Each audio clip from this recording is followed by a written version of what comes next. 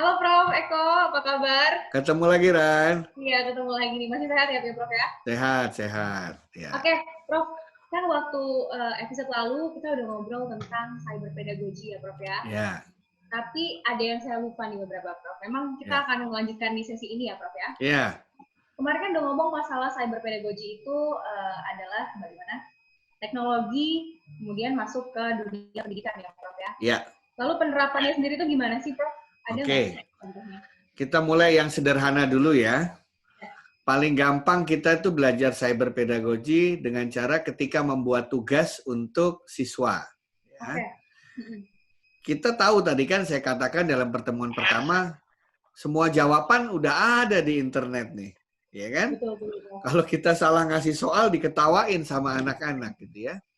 Udah makin canggih ya, Prof ya? Ya, contohnya nih, masih ada loh guru-guru yang kayak zaman saya dulu. Apa? Anak-anak disuruh bikin clipping mengenai dinosaurus gitu istilahnya. Oke. Kalau zaman saya belum ada itu internet, jadi nyari majalah, nyari koran, kesana kesini, gunting-gunting, kerja keras lah ya. Betul, betul. Tapi sekarang kalau disuruh bikin clipping dinosaurus, apa yang dilakukan anak-anak nih ya? Nih, mari saya kasih lihat langsung, biar kita tahu persis. Saya sharing screen saya.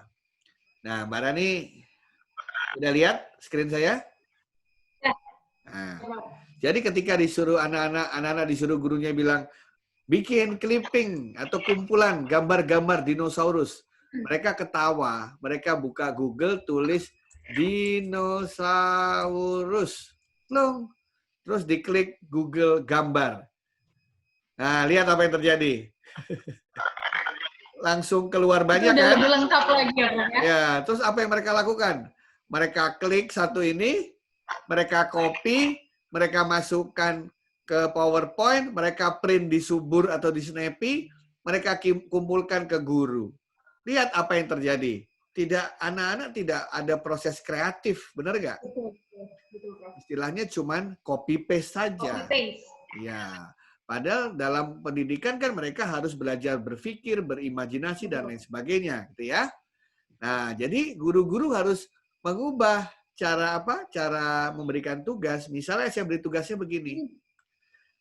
Adik-adik dikasih waktu seminggu, ya. Ini misalnya anak SD nih ya, sama anak SD. Silahkan sama kakak adikmu, sama ayah ibumu di rumah, coba sama-sama browsing dinosaurus, kemudian kasih tahu bapak sebagai guru, ada berapa jenis dinosaurus. Nah, itu mungkin lebih Nah, kira-kira ngapain dia? Ya, kira-kira dia ngapain tuh sama bapak ibunya sama kakak adiknya? Mereka akan baca dan melihat perbedaan dari Mereka baca, mereka melihat, mereka coba lihat karakteristik dinosaurus kan? Habis itu coba mencari kemiripan, betul? Betul. Terus mencoba mengkelompokkan, ya. Betul, betul, Prof. Kira-kira tiap anak sama nggak nanti hasilnya? Akan beda-beda. Akan beda-beda. Nah, jadi dalam konteks seperti itu, kita membuat anak-anak belajar untuk mencari data, browsing. Belajar untuk mengamati. Belajar melihat kemiripan-kemiripan. Belajar mengkelompokkan. Dan nanti di kelas akan mempresentasikan. Terus dia nanti akan mendengar anak lain bicara dari sisi yang lain. Nah, itu semua adalah sangat penting dalam dunia pendidikan. Itu mereka sangat perlu untuk kehidupannya nanti. Gitu. Jadi saya nggak peduli mana pengelompokan yang benar, ya kan? Nah, tapi proses menjawab tugas itu adalah salah satu cara untuk bisa menjalankan cyber pedagogi yang baik. Oke, contoh pertama nih ya. Nah, sekarang contoh kedua, kita berangkat ke SMP misalnya. Belajar sejarah. Dulu Rani belajar sejarah kan? Belajar dong, Prof, pasti. Kita belajar mengenai pahlawan nasional ya. Betul. Nah, itu masih ada guru sejarah sekarang yang tugasnya begini ke anak-anak. Saya kasih tugas 1 minggu, tolong buat ringkasan kehidupan Pangeran Diponegoro. Ya, anak-anak langsung buka gini lah nih. Dia langsung buka riwayat hidup Pangeran Diponegoro. Dia tulis begitu. Ada 84.300 jawaban. Apa yang terjadi? Nggak mikir lagi kan, Ran? Tuh. Betul, langsung copy paste aja. Copy paste, ya. Nah, oke. Nah, sekarang saya akan pakai cara yang berbeda. Misalnya Rani ya. Rani pilih nama 3 pahlawan yang kamu masih ingat zaman Belanda, apa aja? Misalnya. 3 pahlawan, Tan Malaka. Tan Malaka, terus? A. Kartini. Kartini, terus? Sama ini deh, Prof. Ingat nama jalan aja, gampang. Oke, ini apa namanya? Tuanku Imam Bonjol. Imam Bonjol, betul ya? Ini ya. 3 dipilih oleh Rani. Terus lainnya saya minta pilih juga 3-3. Tapi nggak boleh 3-3-nya sama dengan yang Rani punya. Ya, misal yang satu pilih Pangeran Jenderal Sudirman, kemudian Tengku Umar, sama Cut Nyadin misalnya. Anak lain pilih 3 lagi. Boleh sama, tapi tidak boleh 3-3-nya sama gitu ya. Oh, oke. Nah, kalau sudah mereka pilih, saya akan catat masing-masing pilihannya. Oke, terus saya kasih waktu 2 minggu, Ran. Tahu nggak soalnya apa dari saya? Dari 3 pahlawan Belanda yang tadi Rani pilih, mana yang menurut Rani paling merepotkan Belanda? Waduh. Ada nggak jawabannya di internet? Ada, tapi harus ditelaah lagi, Bro. Nah, itu maksudnya. Jadi harus ngapain? Telahnya harus ngapain? Harus benar-benar baca. Harus baca. Minimum baca berapa buku? Kenapa, Prof? Minimum baca berapa buku? Minimum banget baca 3 buku. Iya, pasti baca 3. Orang pahlawannya 3, ya kan? 3. Emang kalau udah baca buku bisa jawab pertanyaan? Belum tentu, Prof. Belum tentu. Harus ngapain dia? Harus lihat background-nya dulu, peristiwa-peristiwa yang terjadi di tahun. Ya, dia akan mencoba berimajinasi. Dia akan mencari apa saja yang terjadi. Habis itu dia akan tahu kan yang dimaksud merepotkan apa kan? Betul. Nah, kira-kira kalau kamu jadi Belanda dianggap merepotkan jika pahlawannya kayak apa? Kalau ada jadi Belanda nih.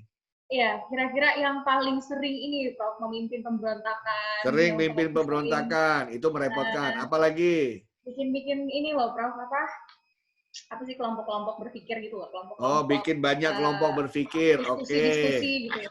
Oke, apalagi? Kelompok politik gitu ya. Apalagi yang paling merepotkan misalnya? Yang paling merepotkan pasti yang langsung turun ke medan perang, Prof.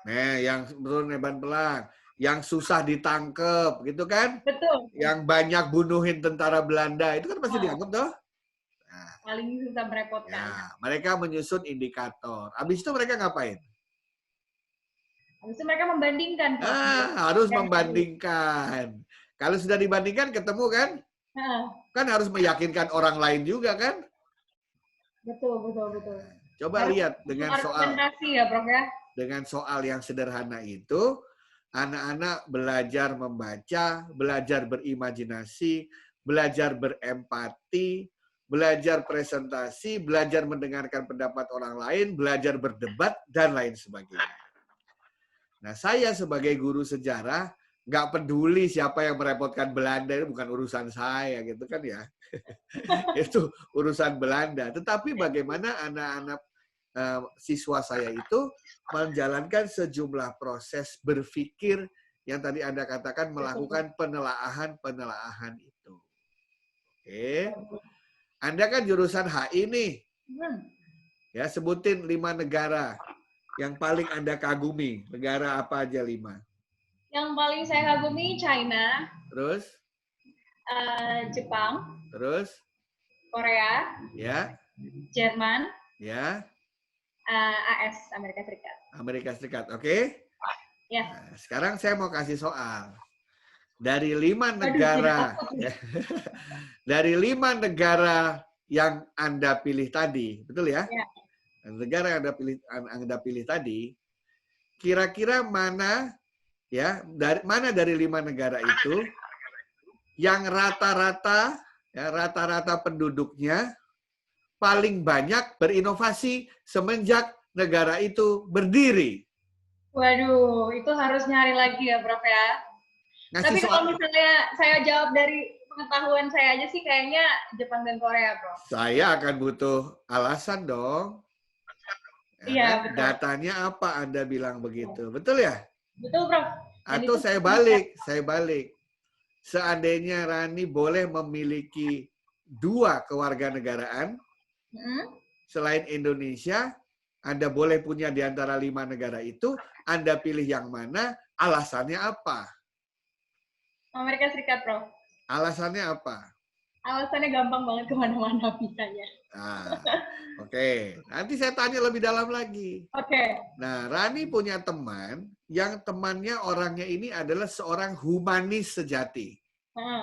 Ya, dia seorang humanis sejati.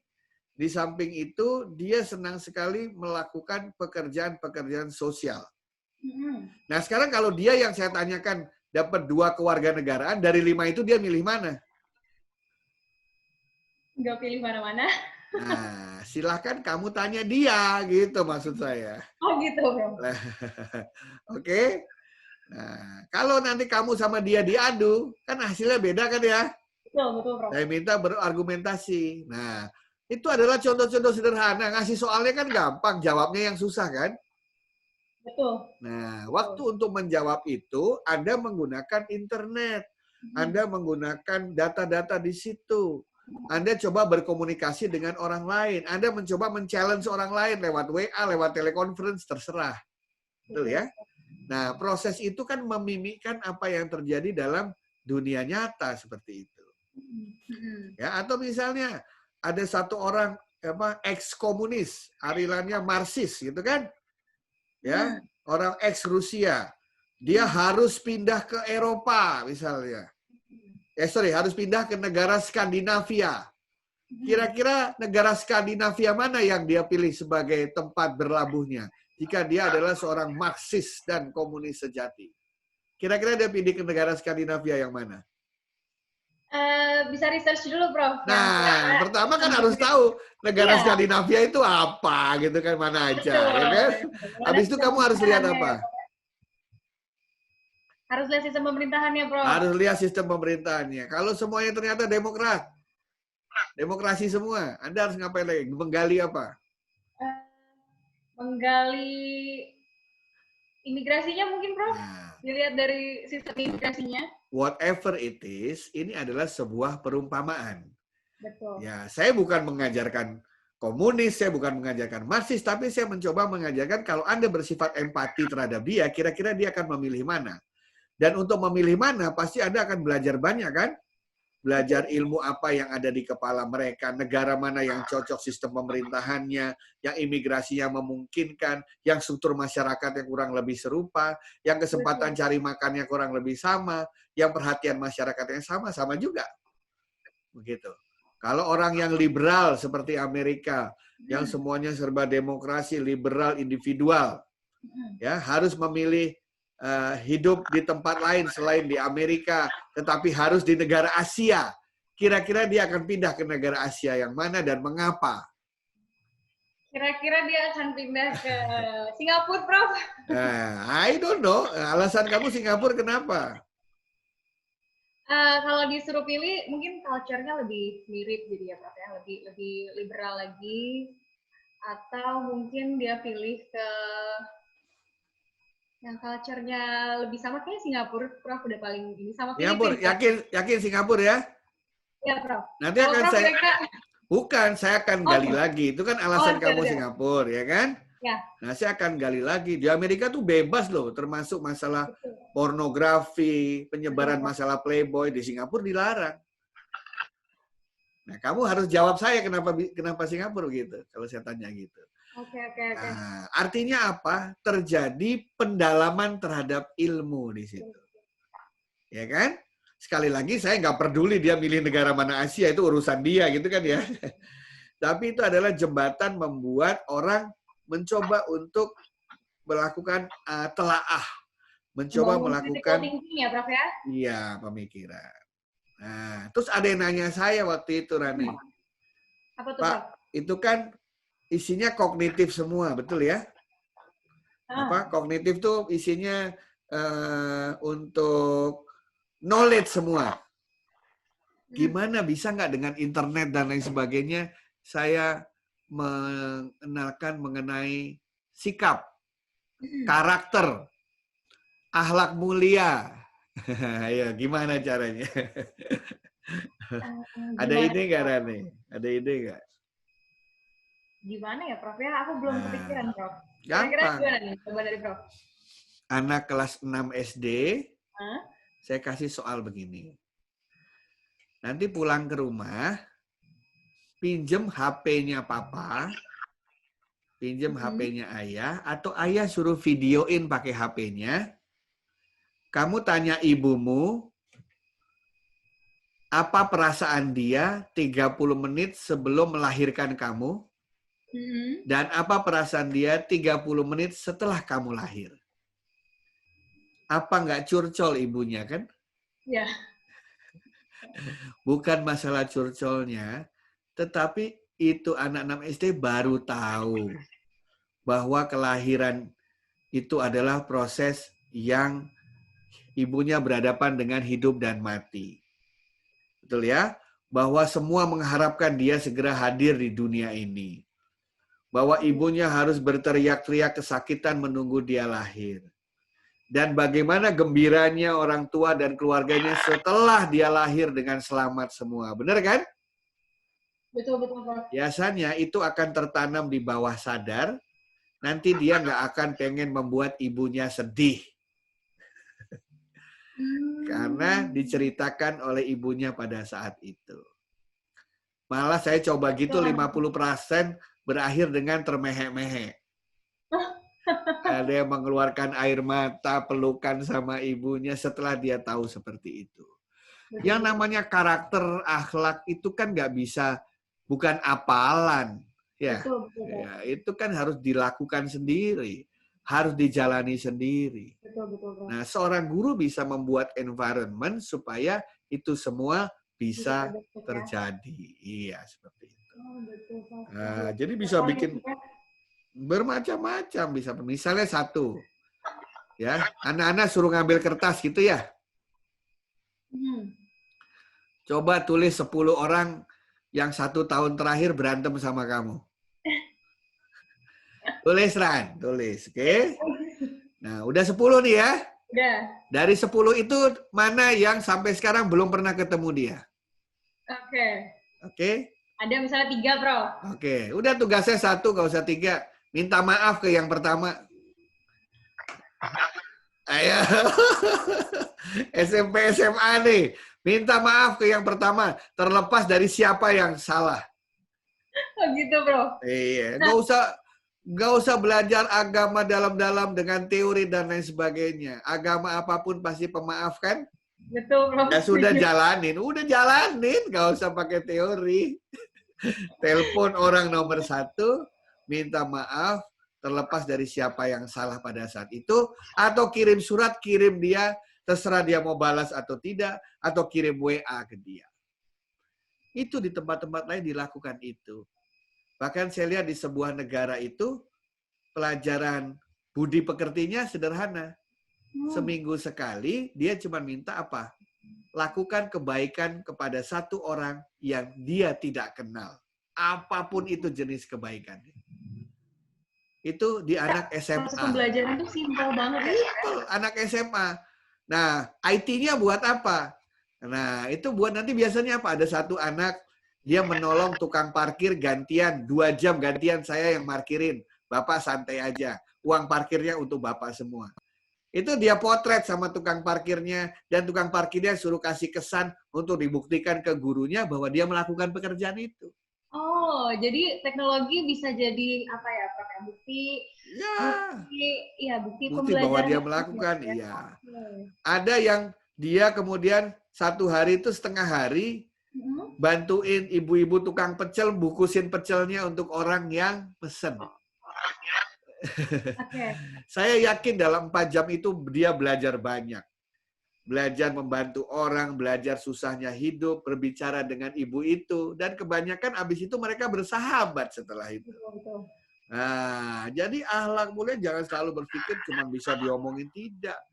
Membangun sifat empati, bagaimana bisa bergaul dengan orang lain. Nah, teknologi bisa membantu itu semua. Gitu. Kita kan guru cuma memberikan environment supaya mereka masuk ke dalam posisi seperti itu. Oh, Gitu, berarti Ran. Kamu pasti udah mikirin banyak cara, kan? Ya. betul, banyak banget ya Prof. Sebenarnya sederhana, tapi efeknya justru lebih Sederhana. efektif ya dibandingkan Sangat efektif. hal-hal yang lebih normatif lagi ya, Prof ya. Yang iya gitu istilahnya. Jadi nggak usah khawatir bahwa dengan segala kreasi Anda bisa menjalankan apa saja. Nah, jadi cyberpedagogi sebenarnya di belakang layar dia bisa pakai apa saja. Saya pernah lihat juga di Australia, anak-anak kelas 5 SD diajak rame-rame sama gurunya ke desa. Nah, dikasih lihat itu bukan kincir angin, apa namanya, turbin air. Yang ketika sungai itu mengalir, kan turbinnya bergerak tuh. Terus turbinnya bergerak, berputar, nyalain listrik desa itu.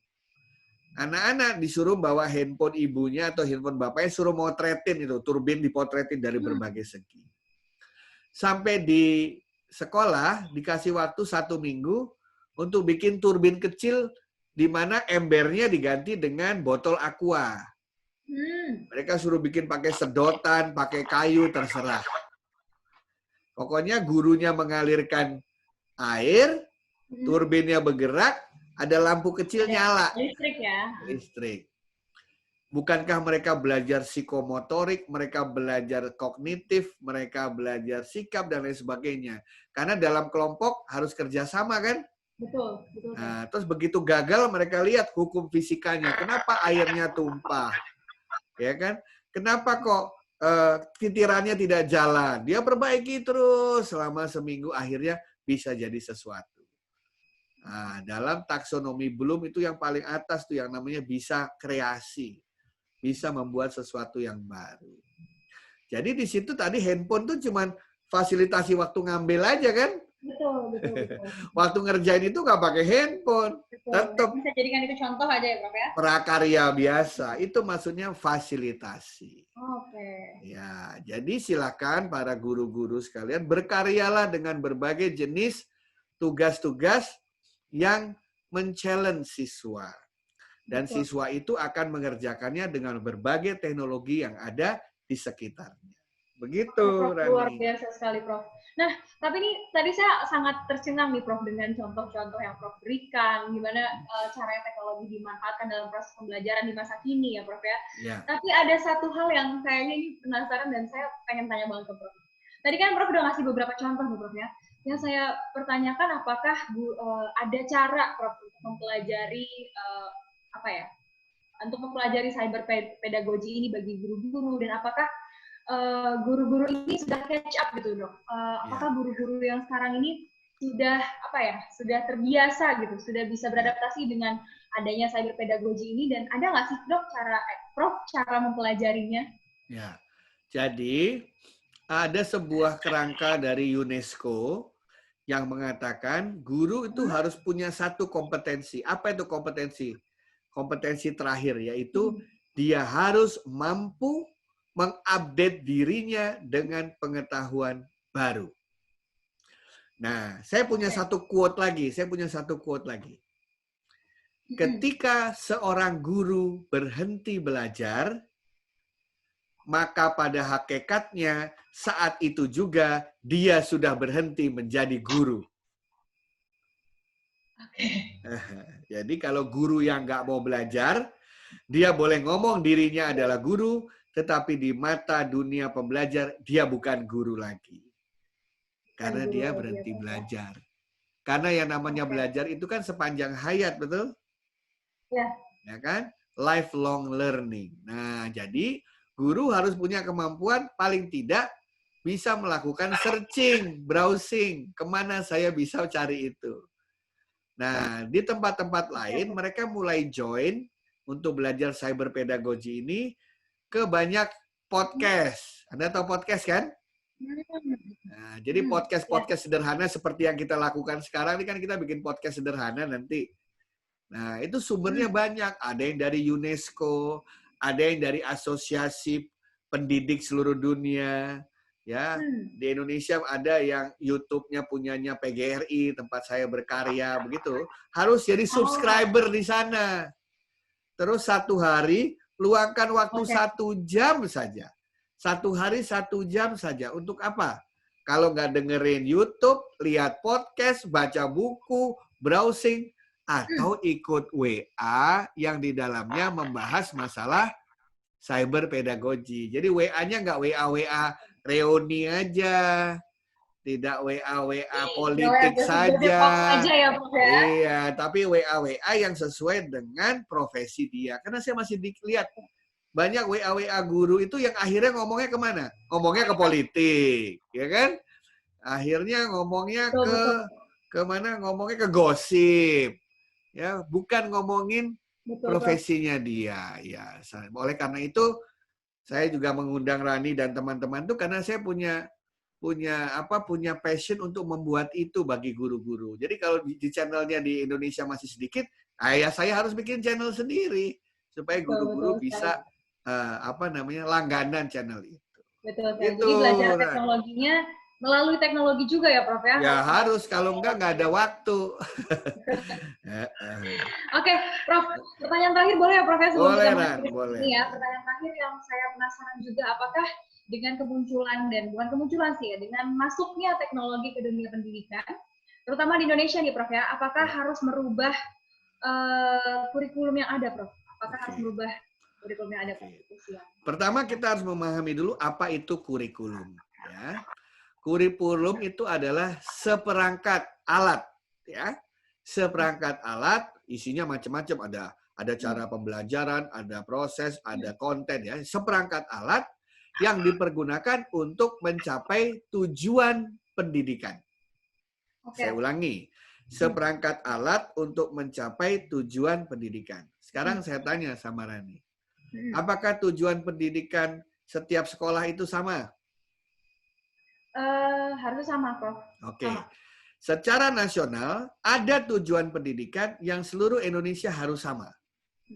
Yaitu yang terkait dengan sikap, yang terkait dengan knowledge, itu namanya minimum requirement yang ada dalam standar nasional pendidikan.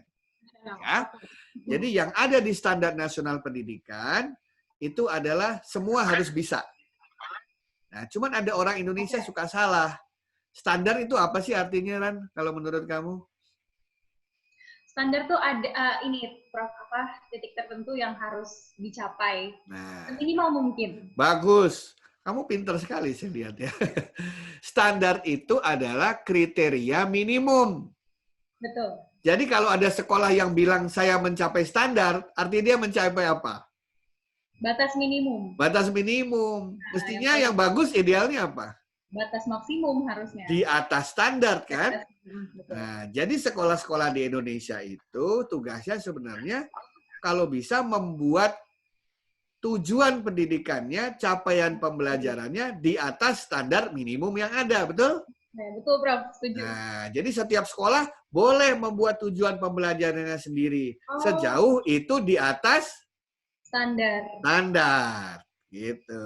Nah, sekarang saya tanya, di setiap sekolah gurunya sama nggak? Beda, Prof. Fasilitasnya sama nggak? Beda. Nah, ini dia, Prof, yang saya sebenarnya agak gemes nih. Beda kan? Beda kan? Oke. Sekarang bayangin, kalau tujuannya kurang lebih sama, cuman fasilitasnya beda, gurunya beda, peserta didiknya sama nggak? Beda juga, Prof. Beda. Berarti cara mencapai tujuannya sama tidak? Beda, berbeda-beda juga, Prof. Tadi katanya kurikulum seperangkat alat untuk mencapai tujuan. Iya. Berarti kurikulum yang baik yang bagaimana? Kurikulum yang sebenarnya sesuai dengan satuan pendidikannya itu sendiri kan? Oke, Prof. Cuman banyak orang berpikir kurikulum itu pikirannya definisi kurikulum yang sempit. Yang sempit itu apa? Pokoknya mata ajarnya harus ini. Jumlah pertemuannya harus sekian. Kan begitu kan ya? Ya kan? Terus bukunya harus ini. Begitu ya? Betul. Nah, itu pengertian kurikulum yang sangat sempit. Sangat luas itu adalah apapun alat yang Anda pergunakan termasuk strateginya supaya tujuan pembelajarannya tercapai. Pasti mestinya dalam tanda petik kurikulum sekolah yang isi muridnya 100, gurunya cuma 1, pasti berbeda dengan yang muridnya 500, gurunya 30. Benar nggak? Betul, Prof. Ya, makanya kita dulu pernah mendengar kurikulum tingkat satuan pendidikan, betul kan ya? Nah, itu bukan saya bandingkan dengan kurikulum 2013, bukan, tetapi yang namanya kurikulum itu adalah setiap satuan pendidikan harus membuat strateginya sendiri-sendiri. Nah, yang penting adalah tujuan pembelajaran. Nah, saya melihat nih, tujuan pembelajaran yang idealis kan sudah mulai diajarkan di kurikulum 2013 kan? Yaitu anak-anak siap memasuki abad 21. Tapi nanti penerapannya harusnya menggunakan filosofi yang tergantung satuan pendidikannya. Iya. Jadi jangan melihat kurikulum sebagai benda padat yang nggak bisa diapa-apain, sangat rigid. Tidak. Dulu kita kelamaan di Orde Baru sehingga semuanya dijatuhin dari langit, semuanya dikasih dari atas, kita nggak boleh berubah, betul kan ya? Nah sekarang begitu, ya begitu sama ketemu Mas Menteri, dikasih bebas, dikasih merdeka belajar, dikasih kampus merdeka, dikasih kemerdekaan, malah bingung sendiri, mesti ngapain nih? Tenggelam ya Prof, ya nggak bisa ngomong. Terus ada satu yang saya mau ngomong sama Rani. Kenapa Prof? Masalah tujuan pendidikan. Ini ada analogi nih, analogi ya. Kira-kira tepat nggak? Kalau saya membuat tujuan pendidikan, kalau saya analogikan ya, tepat nggak saya ngajarin gajah itu untuk manjat pohon? Tidak tepat, Prof. Tepat nggak kalau saya ngajarin monyet itu untuk narik bahan-bahan berat yang bertonton beratnya? Tidak tepat, Prof. Tepat nggak kalau saya ngajarin burung supaya bisa nyelam berenang? Tidak tepat, Prof. Tepat nggak kalau saya nyuruh ikan untuk belajar terbang? Tidak tepat, Prof, pastinya. Artinya apa sih? Saya mau ngomong apa? Rani nangkepnya apa? Karena artinya gini, Prof. Tujuan pendidikan itu adalah berarti memaksimalkan apa potensi yang ada pada anak-anak didik. Bukan berarti mereka berarti kita bakatnya beda-beda kan? Betul, Prof. Talenta kita bakat-bakat kan? Betul. Yang dari awal bakat nyanyinya nggak ada sampai ke jempalitan kita ajarin nyanyi, itu pasti fales, Ran. Bener nggak? Betul, Bro. Lah. Jadi sekarang di luar negeri mulai lagi. Indonesia sedang mau capek, ya? Ya, di luar negeri sudah masuk pada tahap yang namanya apa tahu? Personalized curriculum. Okay. Apa itu kira-kira? Personalized curriculum.